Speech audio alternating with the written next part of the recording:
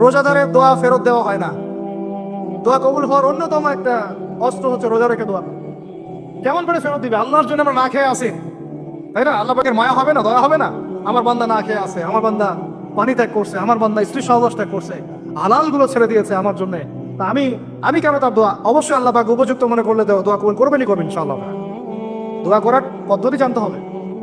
হারাম খাওয়া যাবে না, শিরক করা যাবে না, বেদাত করবো না। ইনশাআল্লাহ দোয়া করার আগে আল্লাহর প্রশংসা করবো, নবী সাল্লাল্লাহু আলাইহি ওয়াসাল্লামের প্রতি দরুদ পড়বো। ঠিক আছে, দোয়া কবুলের সময়গুলো বেছে বেছে দোয়া করবো, ইনশাআল্লাহ দোয়া কবুল হবে। দোয়াকারী যখন দোয়া করে আমি তার দোয়া শ্রবণ করি। সুবহানাল্লাহ।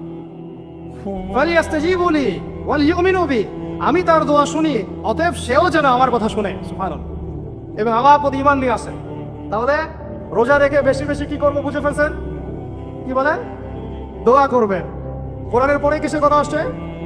রোজাদারের দোয়া ফেরত দেওয়া হয় না।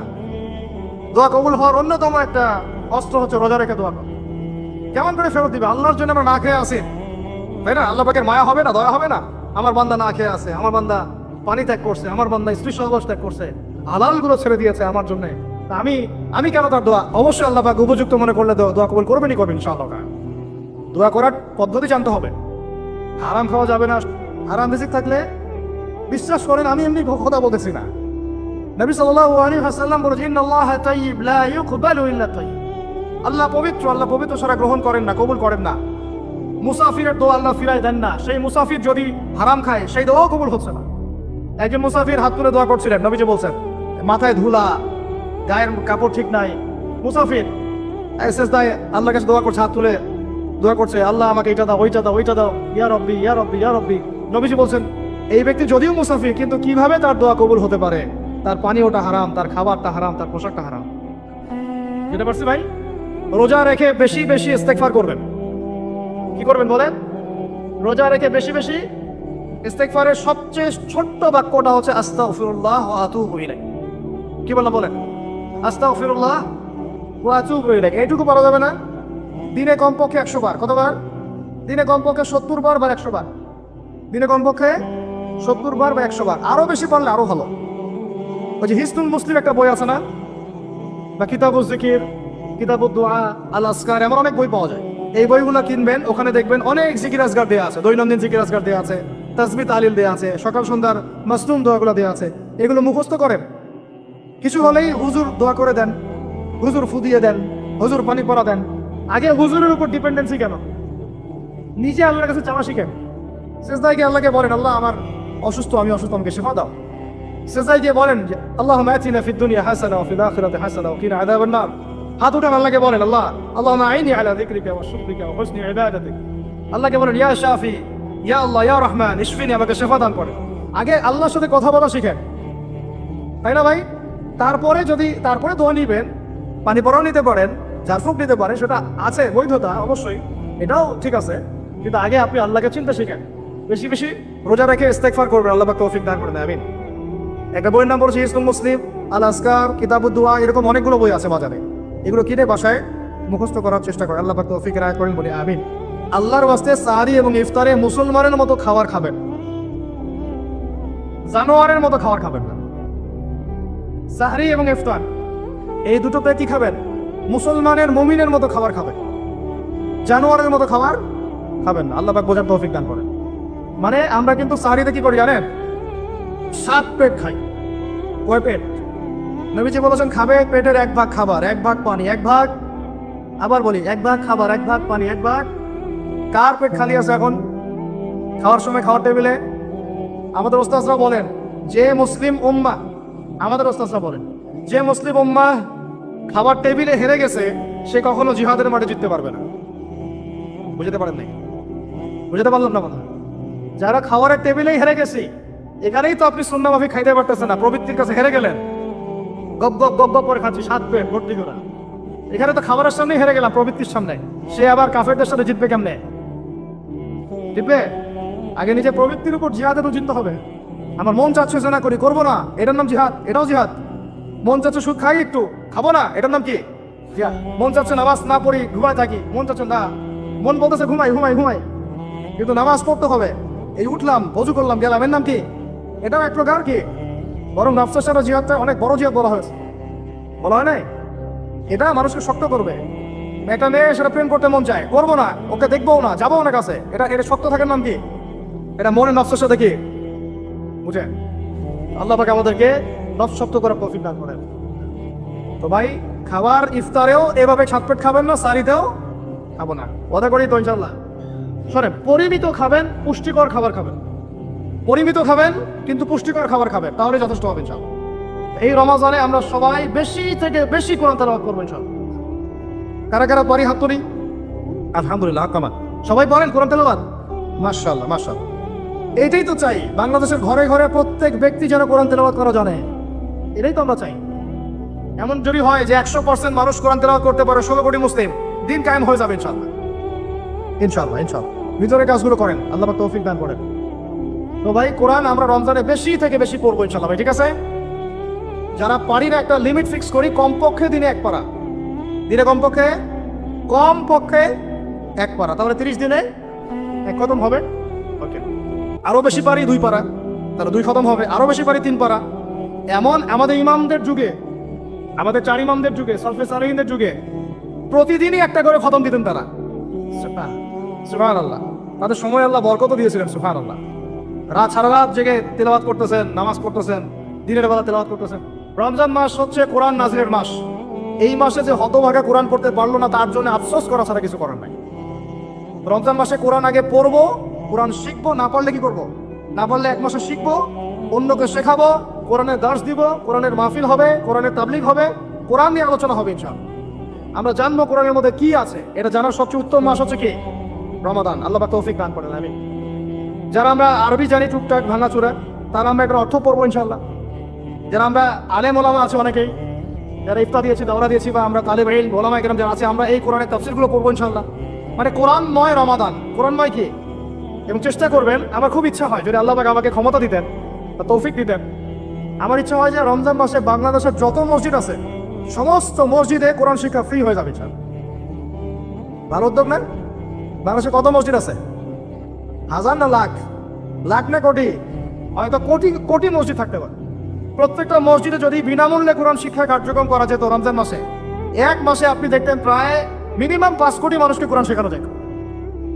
তাও হাতে কলমে, তাও কি হাতে কলমে, বই দেওয়া হতো ফ্রি। আর ওই যারা টিচার ক্লাস দেবে ওদেরকে বেতন দিব, ভাতা দিব সরকার থেকে। দেওয়া যায় না? দেওয়া যায় না? আচ্ছা, যদি গভর্নমেন্ট নাও দেয়, আপনারা জাকাত থেকে দিতে পারেন, সদকা থেকে দিতে পারেন, পারেন না? নিজেদের পকেট থেকে দিতে পারেন, নিজের ব্যবসা থেকে দিতে পারেন, এলাকা ভিত্তিক দিতে পারেন, কত উৎস আছে না? যদি এভাবে প্রত্যেকটা মসজিদ থেকে কোরআন শিক্ষা কার্যক্রম চালু করা হয় রমজান মাসে, আমরা দোয়া করি আল্লাহ পাক যেন এই কথাটা পৌঁছে দেওয়ার উপরের লেভেলে। তারা উদ্যোগ নেয়, জানি না উদ্যোগ নেবে কিনা, আমাদের দায়িত্ব পৌঁছে দিলাম। তো অ্যাটলিস্ট যদি সবগুলো মসজিদে নাও হয়, প্রত্যেকটা এলাকায় যদি একটা করে মসজিদও হয়, তবুও দেখবেন কয়েক কোটি মানুষকে কোরআন শেখানো যাবে ইনশাআল্লাহ। কোরআন ছাড়া এই জাতিকে আপনি ফেরাতে পারবেন না। কোরআন ছাড়া এই যুবকদেরকে মাদক থেকে ফেরানো যাবে না। কোরআন ছাড়া এই যুবকদেরকে জেনা থেকে ফেরানো যাবে না। এই টিকটক প্রজন্ম হয়ে এরা নষ্ট হয়ে গেছে, শেষ হয়ে গেছে। বাংলাদেশে আশঙ্কাজনক হারে এখন সমকামিতা বাড়তেছে। আশঙ্কাজনক হারে এখন জেনা, ব্যভিচার, পরকীয়া এগুলো বেড়ে গেছে। মাদক দ্রব্যে কি ছয়লা, এই যে গুন্ডামি, মাস্তানি, ছিনতাই কারা করতেছে? যারা ইয়াং ছেলেপেলেরা করতেছে। এদেরকে ফিরাইতে হইলে কোরআন ছাড়া কোনো গতি নাই। আইয়ামে জাহেলিয়াতের সেই মানুষগুলো কোরআনের আলোয় শ্রেষ্ঠ মানুষে পরিণত হয়েছে। কথা বুঝতে পারেন নাই? আইয়ামে জাহেলিয়াতের সেই মানুষগুলা যারা একসময় নিজের মেয়েকে দাফন করেছিল জীবন্ত। ইন্না লিল্লাহি ওয়া ইন্না ইলাইহি রাজিউন। চিন্তা করা যায়? আপনি আপনার মেয়েকে দাফন করতে পারবেন জীবন্ত? পারবেন? বলেন। এরকম মানুষ যারা এই কাজ করেছিল, তারা কোরআনের সংস্পর্শে এসে সোনার মানুষে পরিণত হয়েছে। এই কিতাব আল্লাহ পাক নাজিল করেছেন ওই ঘরের উপরে উঠিয়ে রাখার জন্য না, মাঝে মাঝে বের করবো, ধুলা মুছবো, চুমু খাবো, রেখে দিব, এই জন্য না। বাবা মারা গেছে, খুললাম, পড়লাম, সব বক্সায় দিলাম, এই জন্য না। শুধু এই কিতাব আল্লাহ পাক নাজিল করেছেন যেন আমরা হৃদয়ে ধারণ করি। কোথায় ধারণ করি? হৃদয়ে ধারণ করবো তো তখনই যখন আমি বেশি তেলাওয়াত করবো, বেশি বেশি পড়বো, সবাইকে পড়াবো, শেখাবো। আল্লাহ পাক আমাদের সবাইকে কোরআনের বিপ্লব ঘটানো তৌফিক দান করেন। রমজান মাসে তারাবির নামাজ জামাতে পড়বো, কি বললাম বলেন? রমজান মাসে সালাতুত তারাবি জামাতে পড়বো। এখন আমি আরো 3টা কথা বাড়াই দিচ্ছি। কেউ হজম করতে পারলে করেন, যদি না করতে পারেন বদহজম হয়ে যায়, কিছু করার নাই। বদহজম যদি হয়ে যায় পরে আমাদের সাথে মাদ্রাসায় এসে বসেন, কিতাবপত্র খুলে দেখাবো, কথা হবে ইনশাআল্লাহ। ঠিক আছে, অনলাইন গরম করার দরকার নাই। রমজান মাসে আমরা তারাবির নামাজ পড়বো ইনশাআল্লাহ জামাতে। কোথায়? জামাতে ইনশাআল্লাহ। 1 2 নম্বর তারাবির নামাজ পড়বো 20 রাকাত। কত রাকাত? 20 রাকাত। আর যদি বলেন যে আমি ভাই কম পড়ি, পড়েন আপনি বাসায়, কোনো সমস্যা নেই। আপনি আপনার মতো করে বাসায় পড়েন, কোনো সমস্যা নাই। যদি উমর রাদিয়াল্লাহু আনহু এর উপর আমল করে থাকেন, আমার আমল করতে কোনো সমস্যা নাই। যদি উসমান রাদিয়াল্লাহু আনহু 2 আযান চালু করে থাকেন, তাহলে আমার আমল করতে কোনো সমস্যা নাই। ওই যে হাদিসটা বলেছিলাম প্রথমে, কে নাজাত প্রাপ্ত ফেরকা? মা আনা আলাইহি ওয়া আসহাবি, আমি আর আমার সাহাবীরা যার উপরে আছি। আরেকটা হাদিস কি? আলাইকুম বিসুন্নতি ওয়া সুন্নতি খুলাফায়ে রাশিদিন মাহদিয়িন মিন বা'দি, তোমাদের উপর অবধারিত হচ্ছে, ওয়াজিব হচ্ছে আমার সুন্নতকে আঁকড়ে ধরা এবং আমার সাহাবীদের সুন্নতকে কে আঁকড়ে ধরা। কার কার সুন্নত? আমার সুন্নতকে আঁকড়ে ধরো এবং আমার সাহাবীদের সুন্নতকে আঁকড়ে ধরো, খোলাফায়ে রাশিদার সুন্নতকে আঁকড়ে ধরো, যারা মাহদিয়িন হেদায়েত প্রাপ্ত মিন বা'দি, আমার পরে। সাহাবায়ে কেরাম যদি কিছু চালু করেন, আমল করতে কোনো দোষ নাই, বরং এটাই হচ্ছে সুন্নতের আরো শ্রেষ্ঠ অনুসরণ। কারণ আমি তো ওমরের চেয়ে বড় পরহেজগার হইতে পারবো না, পারবেন? তাহলে আমি তো উসমানের চেয়ে দিন বেশি বুঝি না। তিনি যদি 2 আযান চালু করতে পারেন, তাহলে আমি তাকে বেদাতি বলতে পারি না, নাউযুবিল্লাহ। যদি আমি তাকে এভাবে শব্দ প্রয়োগ করা হয়েছে বাংলাদেশে, উসমান রাদিয়াল্লাহু আনহু যদি 2 আযান চালু করে থাকে, ওটা বেদাত হয়ে গেছে, নাউযুবিল্লাহ। বলে নাউযুবিল্লাহ। সাহাবীরা কিছু চালু করলে যদি বেদাত হয়, তাহলে সুন্নত হবে কি?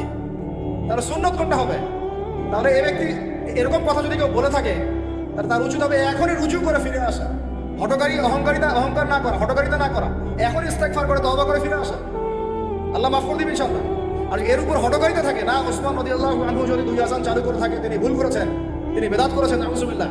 বিশ্বাস করেন, সাহাবীদেরকে এভাবে কটাক্ষ করলে, আন্ডারএস্টিমেট করলে, এভাবে কথাবার্তা বললে, শানের খেলাফ কথা বললে ঈমানও চলে যেতে পারে। এখন ভাই বলেছি তারাবির নামাজ জামাতে, ফাতমা তারাবি চেষ্টা করবো ইনশাআল্লাহ 20 টাকা। আল্লাহ পাক তৌফিক দান করে। কত বললাম ভাই?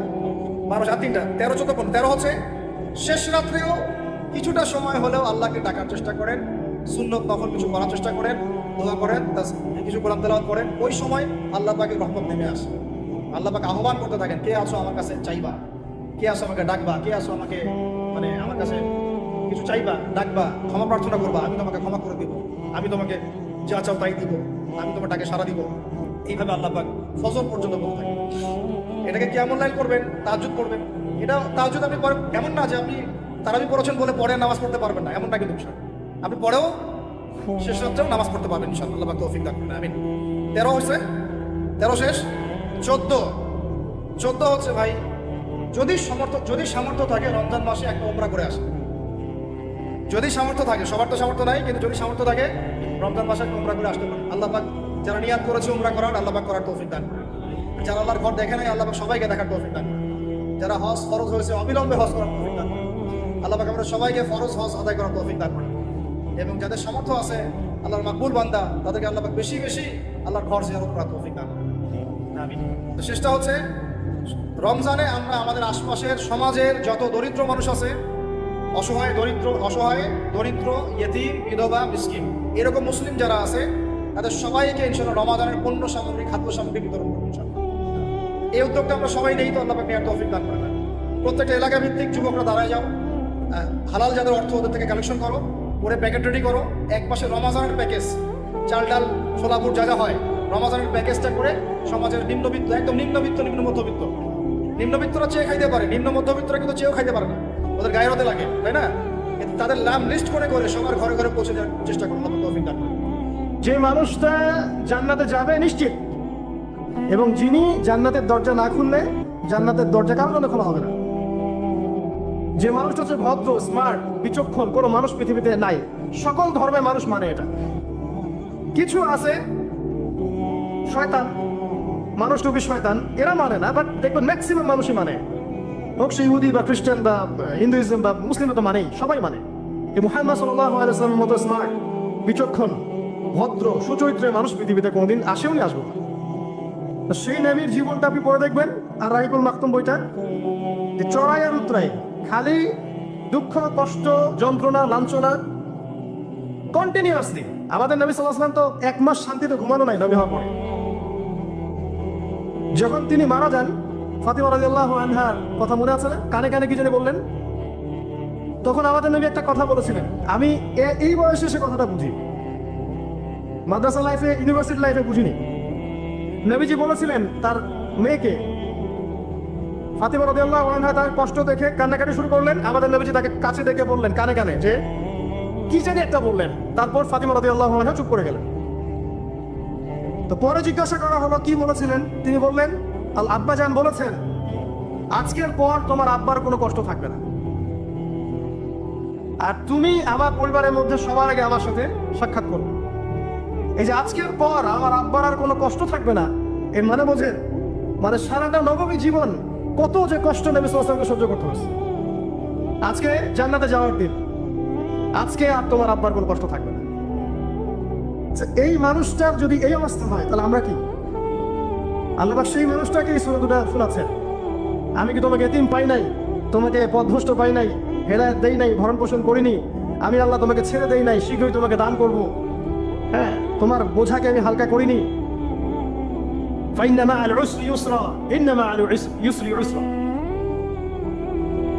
কষ্টের সাথেই স্বস্তি আছে, নিশ্চয়ই কষ্টের সাথেই স্বস্তি আছে। ফাইদা ফারাগতা ফানসাব ওয়া ইলা রাব্বিকা ফারগাব। যখন তুমি অবসর পাবে তখন তোমার রবের দিকে একনিষ্ঠ হও। এটাই বলতে চাচ্ছি আমি আপনাদেরকে, যে আমাদের উচিত শুধু আল্লাহর দিকে একনিষ্ঠ হওয়া,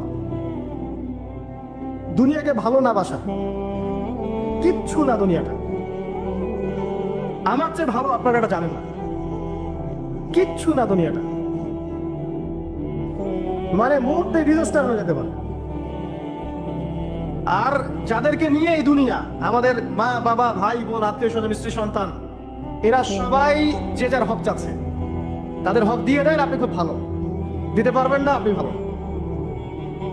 সারাটা জীবন করতে থাকেন, দেখবেন একদিন দিতে পারেন নাই, সে আপনাকে চিনবে না। নবী সাল্লাল্লাহু আলাইহি ওয়াসাল্লাম বলেন এই কথাগুলো, জাহান্নামে যাওয়ার কারণ এগুলো উল্লেখ করেন নাই। কিসের আত্মীয় আর কিসের আপনজন আর কিসের অফিসের বস আর কিসের কি, সবাই সবার স্বার্থ নিয়ে পড়ে আছে। শুধু একজন সত্তা আপনার কাছে স্বার্থ চায় না, সে কে? আল্লাহ পাক। এটা যদি বুঝতে পারেন তাহলে দেখবেন মনটা আল্লাহর দিকে নরম হয়ে যাবে। আর মুসলিমদের এখন এই মানসিক আত্মশুদ্ধিটা বেশি দরকার। আমরা কেন যেন অস্থির জাতি হয়ে গেছি, এমন একটা মানসিকভাবে শান্তি নেই আমাদের মধ্যে। খেয়াল করে দেখবেন সারা দিন দুশ্চিন্তা, দুর্ভাবনা, পেরেশানি। নামাজে আসি তাও মনে হয় যত তাড়াতাড়ি নামাজ শেষ করতে পারলে বাস, 5 মিনিট 4 রাকাত নামাজ।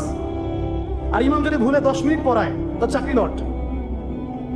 খতিব খুতবা দিবে 30 মিনিট ঘড়ি ধরে বলে দিবে, ভুলে যদি 10 মিনিট বেশি দিয়ে ফেলছে, আজকে আসছেন ভালো কথা, হাদিয়া নিয়ে যান, পরের দিন আর আসেন। অস্থির। অস্থিরতার কারণ দুনিয়ামুখিতা, আল্লাহ থেকে দূরে থাকা। অস্থিরতার কারণ কোরআন থেকে দূরে থাকা। অস্থিরতার কারণ নিয়মিত সুন্নাহর উপর আমল না করা, ডেইলি জিকির আজগারগুলো না করা, ডেইলি কোরআন তেলাওয়াত না করা, হাদিস অনুবাদ সহ না পড়া, দিনের জ্ঞান চর্চা না করা, দিনী হালাকাগুলোর মধ্যে না বসা। অস্থিরতার অনেক কারণ, টাকা পয়সার পিছনে ছোটা, বাড়ি গাড়ি স্ট্যাটাসের পিছনে ছোটা, এবং এই লোভ, এই লালসা আপনাকে স্থির থাকতে দিবে না।